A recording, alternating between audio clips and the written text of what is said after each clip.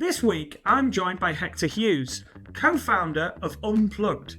They basically get you to lock your phone in a box and you spend 3 days entirely offline in a cabin. But this week isn't just about digital detoxing. Hector reckons his career has been a string of failures in roughly the right direction. He ran growth at a tech startup and says he could have done none of it and nothing would have changed. Busy fools, as we often say on this show. So, grab a brew, leave your phone in the other room if you can, and if you're brave enough, enjoy my chat with Hector Hughes. Enjoy!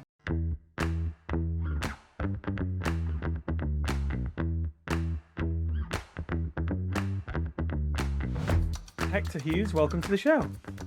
Chris, a joy to be here. Thanks for having me. Well, yeah, slightly delayed, so we won't go into that marketing mistake, but we're here now. So, for people who've not come across Unplugged before, do you want to give me the elevator pitch, like in 30 seconds?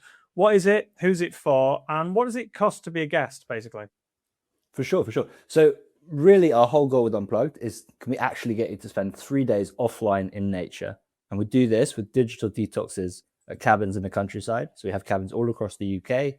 People go for 3 nights, lock their phone in a box. We give them a map, a Nokia, and a Polaroid camera and leave them to it. And who's it for? I mean, really anyone who wants a break from their phone and is maybe feeling a little overwhelmed. It's about 80% couples that go and 20% individuals. Age range can be anything from 20 to 40s probably. We do get some people older than that, but I would say that the core is probably 25 to late 30s. Yeah, you told me something the first time we spoke, which made me laugh a little bit. Is that, I mean, this is a statistic. It's like it really tests your relationship, you said, because obviously we are all distracted, included, whether you and when you haven't got your phone or anything to distract you, you've got to actually talk to each other, right? Which is a unique experience. I don't think anyone's probably been fully unplugged for years, have they?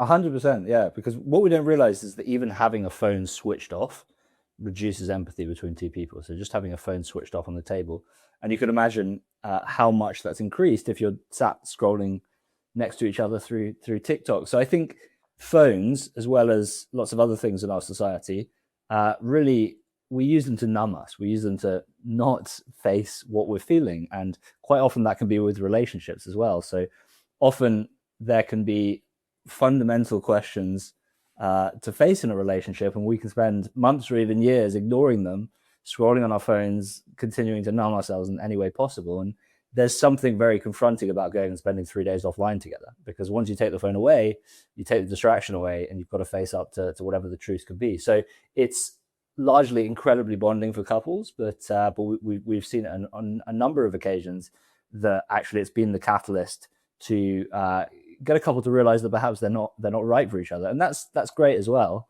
And I think these things are important to happen. But yeah, I told you the story of a friend of mine who's just had his first child with his partner, and his previous relationship ended in an unplugged cabin when they just realized that they fundamentally do not want to be together.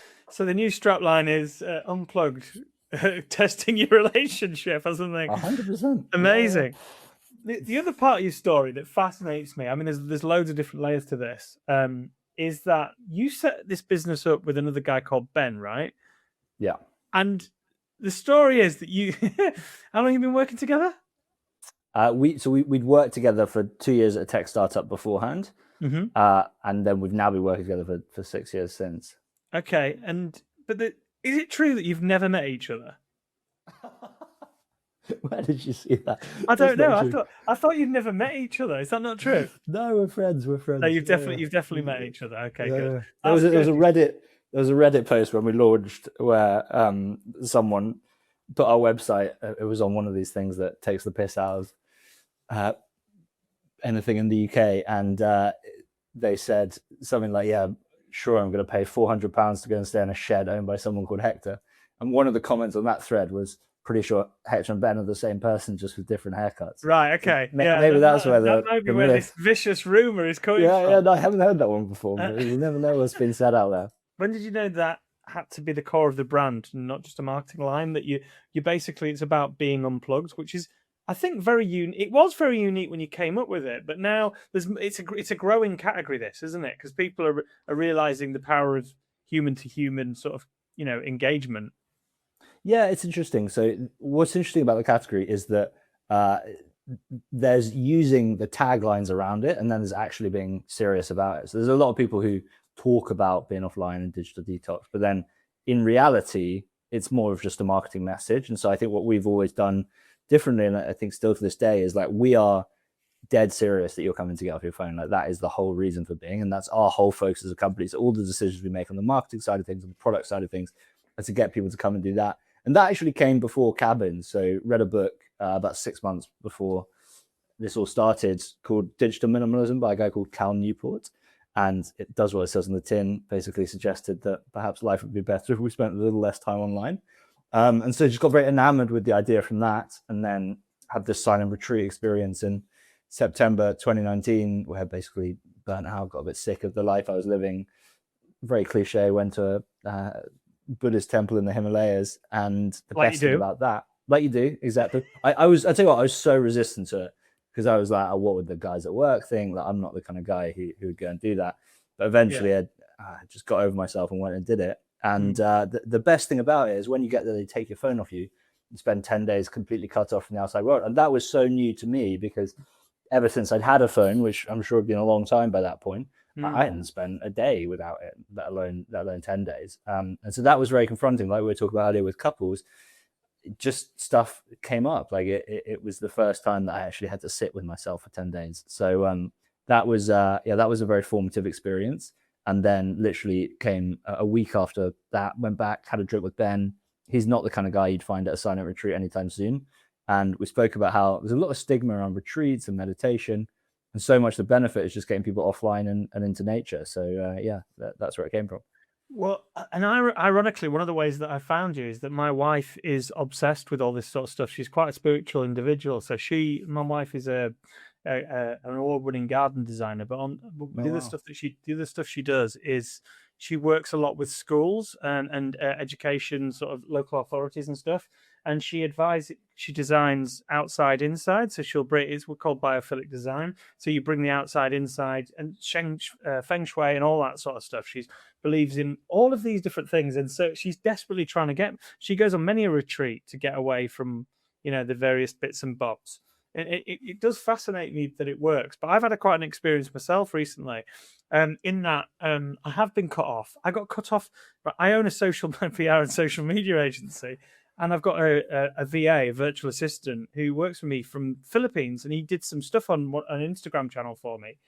And because I was logging in Philippines, it thought my account had been hacked. So I lost Facebook for the first time. I've had Facebook since it was called the Facebook back in the day, when it was all it was a stat. There was no news feed. It was just a static connect to your friends, and you threw a sheep at each other. And very much like what or you poked people. I don't know if for those of you Yes. the guests, those are the people that are listening that remember that.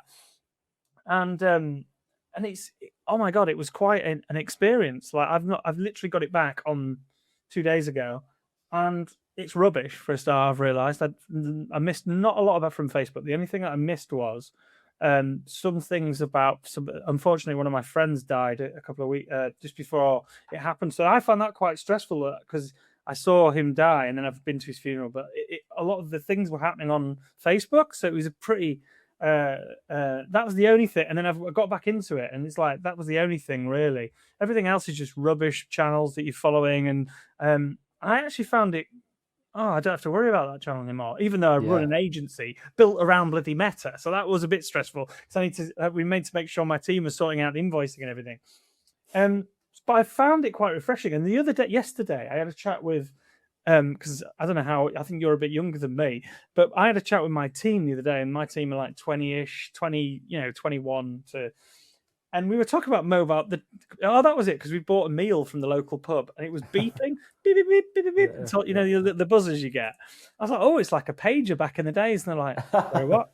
And I was like, oh yeah, that's what we had. In the bit in between where you went to meet people, you'd go and meet somebody, and you go, you'd ring them up, and you'd say, oh, I'll meet you at so and so at 7. Then after that, there was like a period of like 4 or 5 years where you could send them a text if they had a pager, and some people had pagers, because you could send a text, but it was a one-way text. So, and I found that, and and they just could not get their head around that. So the fact that no mobile phone, there'll be so many people listening to this thinking, I've never been unplugged. So what's the number one revelation you get when you're fully unplugged? Then, do you think? Yeah, well, I mean, two big things. First of all, it's just what it does to you, what it does to your mind and body. So we fix it at 3 days. So the temptation is to allow people to come for 1 to 2 days, but we've been very firm around you have to come for at least 3 nights. And the reason behind that is it takes about a day for the mind to settle down.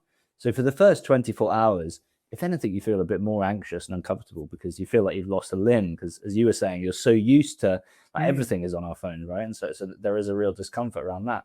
But then what happens is you start to get this deep sense of calm as the mind starts to settle down. And so we want to make the experience long enough so that you can actually spend some time enjoying that. And the crazy thing is that is how we're built to operate. Like it feels almost alien, supernatural to have that feeling, but like that is what it feels like to actually be human rather than this low level anxiety and overstimulation that we've just normalized. I mean, it's crazy like how unsuited to the lifestyle we're living we are biologically. Like we're built to roam around in forests hunting and gathering and you know generally socializing, and we're now living in these massive cities with millions of people living this very overstimulating life. If you think about what happens for most of us, we check our phones first thing in the morning and last thing at night and are basically on it nonstop in between. And what's happening when you're doing that is you're just being flooded with overstimulation and information.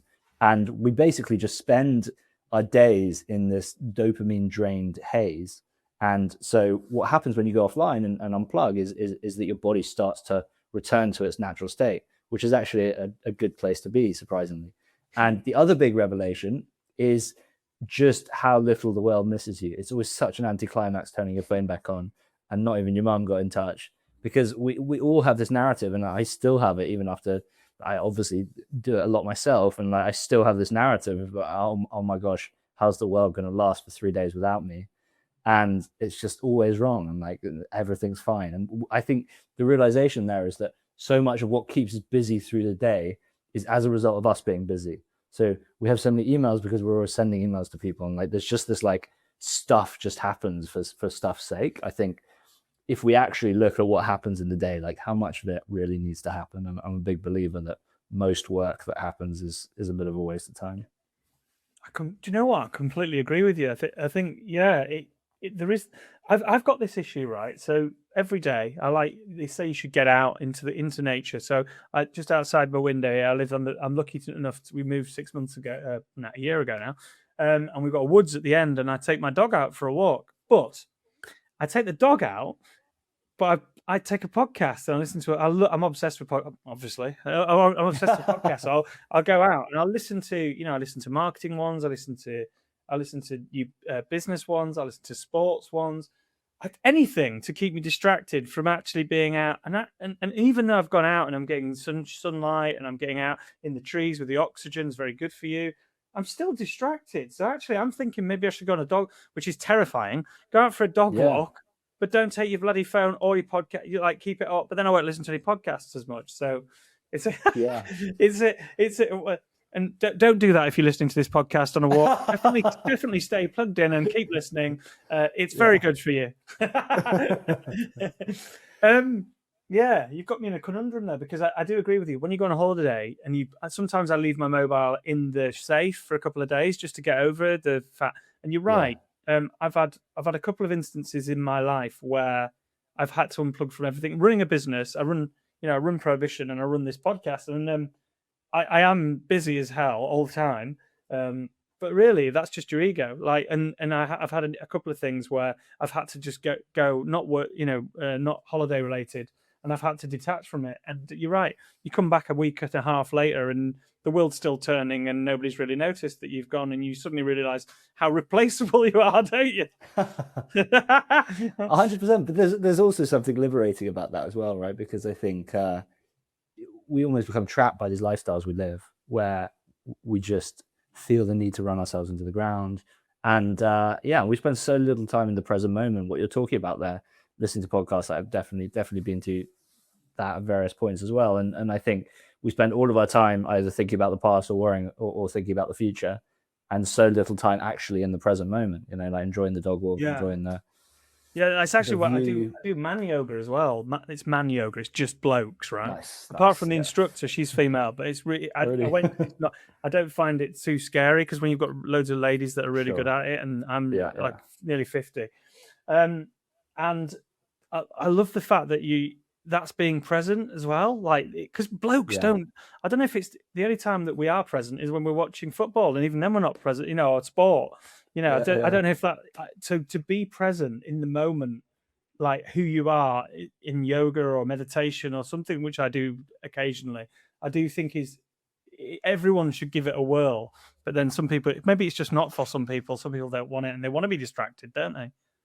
Yeah, well, I think that's the problem. I think the problem is that we want to be distracted because it's harder to not be and sit with sit with our feelings. Like I think that's another thing we're terrible at as men, which is just sitting with feelings and whatever comes up. And I think it's been really interesting for me starting this company and just going on a bit of a journey around that as well, of like actually learning to like feel what's going on in my body, which is a very novel concept because I spend many years just completely ignoring that. So it's very closely interlinked, but I think it's very valuable because I think we like to suppress men, but also British men especially. We like to bury things away and never touch them again. Yeah, that's true. So you went to the Himalayas, which fascinates me. It wasn't one of those gaffs where people don't speak to each other entire. It wasn't It the was, yeah. silent one, was it? Was It it was. It was silent? silent. Yeah, yeah, yeah. So It you was. couldn't And I make a tell you noise what, at all? there was 1 hour a day when there were some questions you had to talk about, but the rest of it was silent. And the silence was a real gift. I thought it would be hard, but it wasn't at all. And it was, yeah, it was. And you realize how rare that is because again, like, obviously we don't really spend a day in silence, and there's something very weirdly bonding about being in silence with other people. So you expect it to be isolating, but it's actually the opposite. There's almost a shared experience. Well, you're all sat there so you sat with complete strangers in Yeah, silence, so you don't know anything about them, but yeah, you're bonding with them because you're not speaking.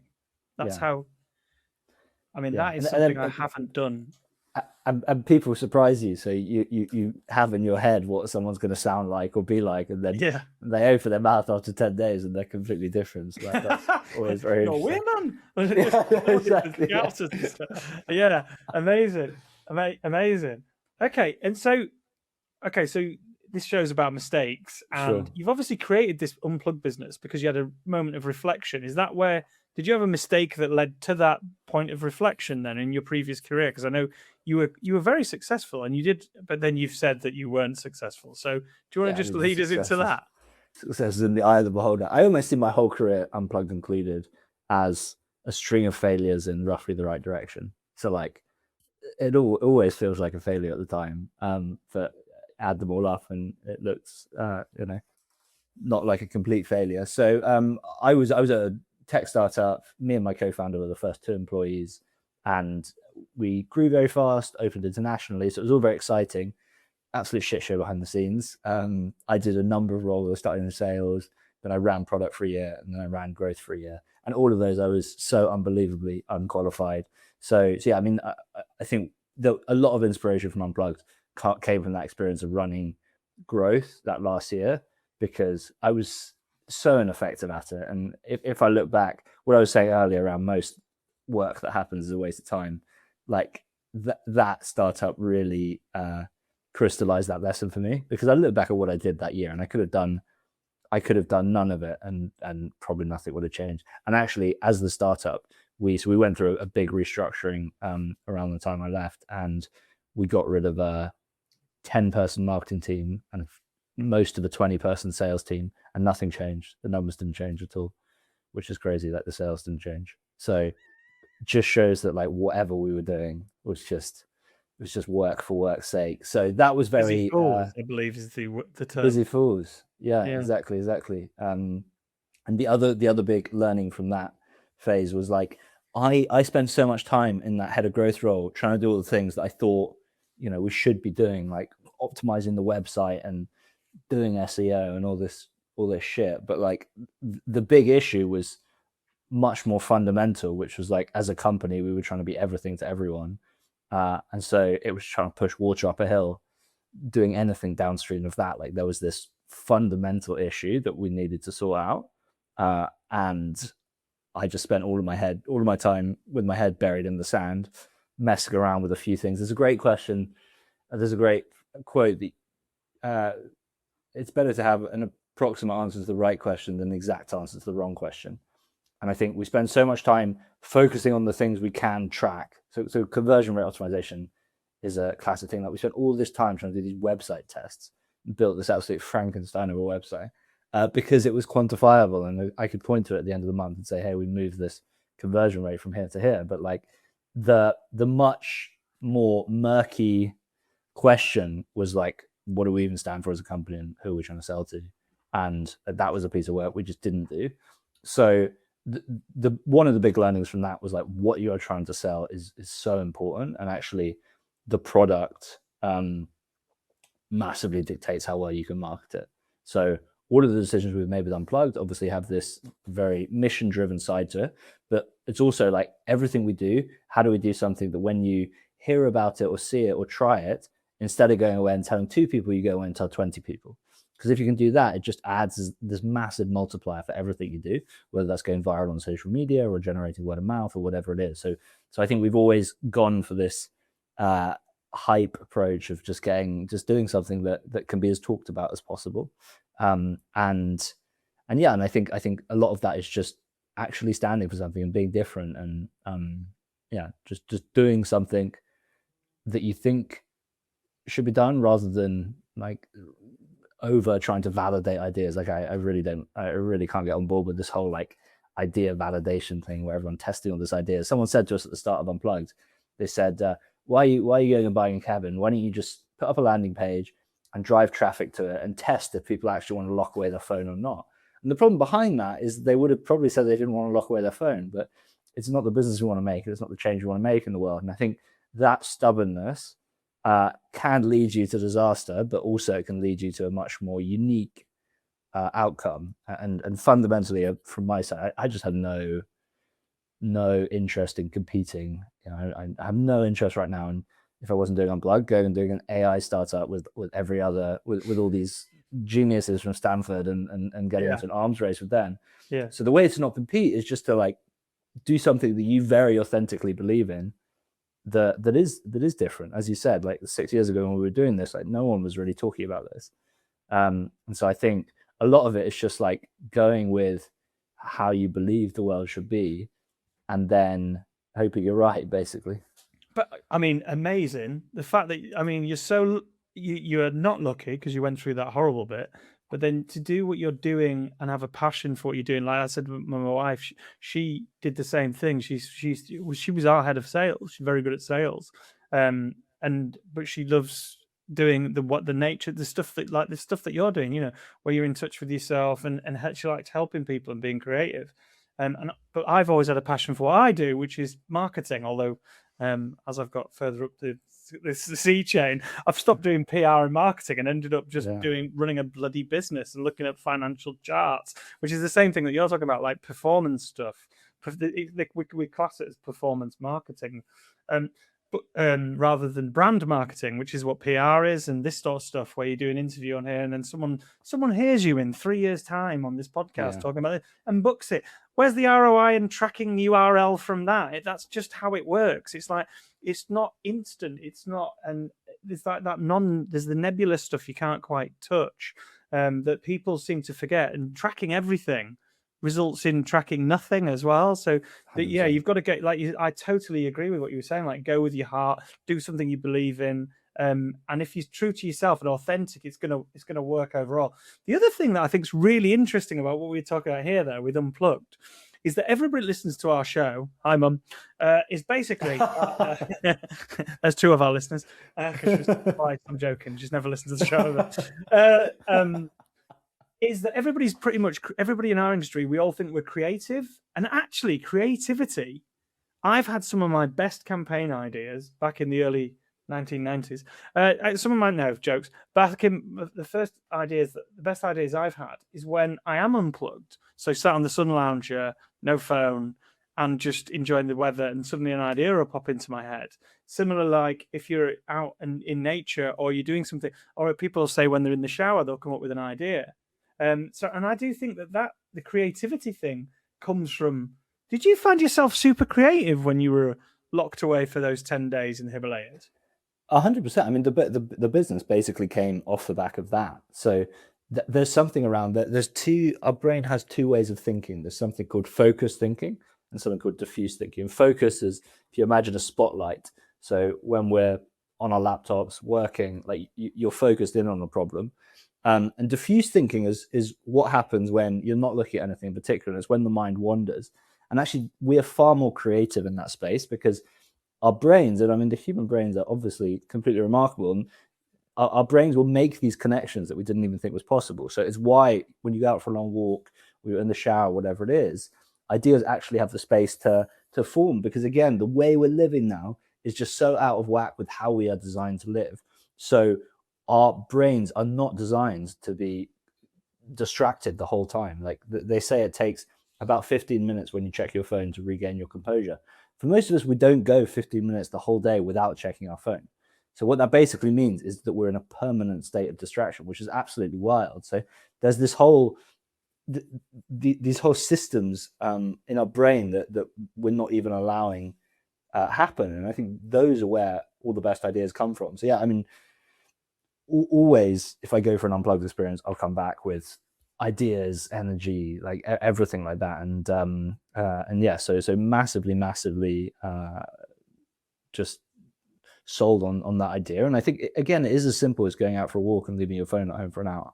Like I'm going to do that today. I'm going to do that after this call. I'm going to go out for my lunch walk, and I'm going to not have a phone with me, I think.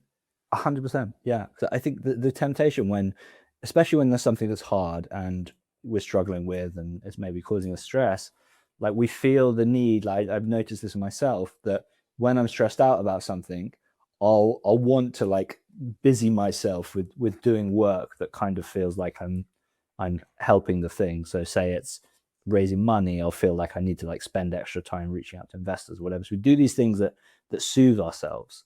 You know, it might be like going and spending time on social media so that we can think about what we need to put or whatever it is. And actually so often the best thing to do is the opposite, which is to step away and just give ourselves the space. It's the hardest thing to do as well. It takes courage, because it takes courage to step away and give ourselves that space, because it feels like if we've got something unsolved, we almost like need to whip ourselves because of that insecurity of like, I don't feel enough because I haven't solved this thing, so I need to busy myself and I need to be doing more so that I make myself feel like enough. So I think it takes courage to be able to say, hey, I'm going to give myself the space. I don't need to solve this right now. I'm going to go for a walk. And yeah, in my experience, everything, nothing is harder after a walk than beforehand. So everything is a little clearer. Yeah, I'm going to take that. I'm going to take that tip. I've got. So if I ask you something, I wanted to say. So for the marketer listening to this who cannot sell digital detox, what is the transferable principle from how you built your brands? You know, what is the one thing that you can advise them that how you built your brand that they could use themselves? I think I read a great book once called On Writing Well, which is about writing well. It's a memoir, and one of the chapters was called Amuse Yourself. And the basic premise behind that chapter was, if you just try and amuse yourself, you're probably going to amuse other people as well. And I think there's just we spend so much time thinking about, from a marketing point of view, what we should do, like what should, what should we put out into the world and how should this brand look? And I think it's much better just to go from a more intrinsic place of like, what would I love to see? Like, what do I think would be cool? What do I think would be interesting? And I think it's just like really, really tapping into being authentically you, because I think the problem is that we see someone else succeed at something and we think we're going to copy how they've done it. And of course, the context is different. Like you can take approaches, but I think my big learning here is just be to what I said earlier, which is don't compete. And actually the best way to not compete is just to really be authentically yourself, because no one can beat you at being you. And I think one thing that's worked really well with Unplugged that you touched on earlier is like, it is such an embodiment of me and what I believe and the change I want to see in the world. And it just makes decision making from a marketing point of view very easy. It makes podcasts very easy because I can just go on a podcast and just share about me and or like how I see the world and believe. Like I don't need to like come in with a script and say like, okay, these are the agenda items we need to get. And I think there's just a really nice alignment with that. And then no one else is going to compete at you with being you. So for me, it's digital detoxes at cabins. For someone else, it's probably going to be something else entirely different. But I feel like, we have this almost this feeling like everyone else has got it figured out and we need to be doing all this stuff. And like, actually, I think sometimes it's just having the courage to back yourself. So something that I will say is, and this is a bit of a dichotomy. You've got social media channels, and obviously you're not supposed to be plugged into social media, but your TikTok's really interesting. You've got like I think one of the channels has got 200,000 Instagram followers. Yeah, Instagram, and then you've got quite a lot on TikTok as well. And I watched the pinned some of the. I've seen quite a bit of that. Some of the views are amazing. So firstly, that's a dichotomy, having to do social media for a brand that it's encouraging people not to do it. But it's brilliant, the fact that you give people a Polaroid camera and everything. One question I've got is, are you still, if you're reading a book, do you think you're distracted? Like if you've got that tape machine that you put in, so for those of you that are over, for those of you that are under 30, under 35, a tape was what we used to put into a tape machine, then press play to listen to music. Do you think you're still distracted by that, by music and books, or is that still good because you're detached from your phone? For sure. Well, I think with both of those things, the marketing on social media and the, as you say, distractions in the cabin, like this is when there's a pragmatism that meets reality that you need to have, because we could put our tin hats on and say we're not going to go on social media, but then we wouldn't get anyone to come and do this. Yeah. And for us, it's like we hugely believe in the value of doing it. So you need to fish where the fish are, and you need to go meet people where they are. And obviously, the people we want to come and do this and who we think it could benefit are the people who are spending time on social media. To be honest, if you're not spending any time on social media, then you don't need to come and stay at one of our cabins. Yeah, exactly. Yeah. So I think that's that one, which is like there's a sense that two things can be true at the same time, and so we can both believe that people's lives would be better if they spent less time on social media, and believe that social media is the best way for us to get that message out. Like both of those things can be true. And I think the other thing on the distractions is it's, if people went and just raw dogged the experience and they just spent 72 hours staring at a wall, yes, there would be less distractions. I'm sure it would be quite a profound experience, but it would also be very uncomfortable. And I think like that's not where people are. Like, I've done quite a lot of retreats. I'm not sure I would do that. There are definitely some nutters out there that would do it, but like, again, we're looking to help people like get away from the immediate distraction. And so I think there's a bit of a meeting people where they are. And actually, I think it works. So you can overanalyze this until the cows come home. Some people are like, well, there's a Nokia in there, so is that a screen? And like, should that really be allowed? And it's like, having done this ourselves and having had 15,000 guests come through now, like profound things happen when they do this. And actually having a book in there, having some books in there, having some music to listen to seems to enhance the experience. It doesn't seem to make them come out as overstimulated as when they come in, because if you think about what's actually happening when you're spending an hour on your phone versus reading a book, you're sitting with one thing, you're sitting with one story. And there's something I actually think reading is a hugely underrated thing. It has an amazing effect on us. The act of just sitting with a book, and it requires this concentration and really immerses you in the story. So I think it's a very calming thing to do. Scrolling through social media or WhatsApp or whatever, opposite effect. If you're scrolling through Instagram and you're getting WhatsApps coming through, and like that is just like bam, bam, bam, bam, bam, being pulled in 100 different directions. So if we can use things like reading and tape players to help people get off social media for 3 days and their phones for 3 days, like that is a trade we definitely want to be making. Because I think the key thing is like, it is really hard to get people to spend 3 days offline. And so we want to make it as easy for them as possible. And you've got, so for those of you that haven't want to find your place, you've got London, Manchester, Bristol, Birmingham, Cardiff, Liverpool, Brighton, Swansea. So Wales, the New Forest, Bath. You've got everywhere. So how do people get to book on? Do you just come to the website? Yeah, so all through our website is unplugged.rest. You can get in touch with the team there if you want specific recommendations. But yeah, good coverage across the UK. We've actually got 3 cabins in Spain as well, north of Barcelona, and definitely want to keep rolling out soon. If you don't feel up for a cabin stay now, but just want some tips on maybe taking baby steps, and it might just be leaving a phone at home when you go for a dog walk or something like that, then get in touch. We can always help with that as well. And yeah, but that's what I would say is like, if you can come and stay in a cabin for 3 days, great. Like we really had amazing feedback from that experience. But sometimes it definitely helps just to spend an hour off your phone, and you don't need to pay for that. You don't need to do anything. Like, just leave your phone at home and go for a walk, and chances are you'll feel better. Yeah, it's interesting what you were saying about the books thing, because I remember when the Kindle came out and they were saying the death of the book and bookshops and Waterstones. There was loads of PR all about that, and I thought, I'm in your camp. I was like, no, I don't think so.